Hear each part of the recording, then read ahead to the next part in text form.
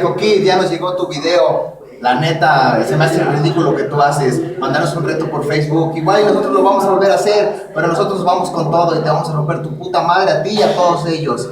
Y aquí está Tarotista para demostrar que no nada más en Chilangamás hay calidad. También aquí en Zona Extrema. Ya retamos a Poza Rica, ahora te retamos a ti. Así es. El estado de Veracruz ha dado mucho de qué hablar durante las últimas décadas. Así es de que Chilangamás, Poza Rica, cualquier empresa, estamos para rompernos la madre.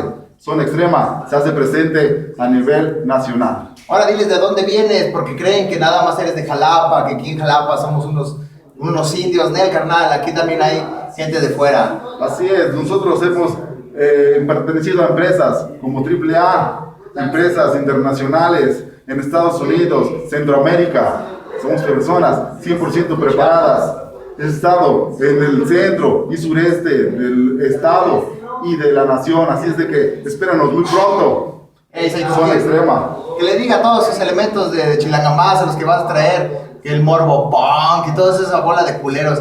A nosotros no nos importa quiénes sean, ni a ti, Psycho Kid, la neta, y no vuelvas a mandar esos videos de reto porque eres una cagada. Aquí está Zona Extrema, Tarotista, Vortex. Yeah.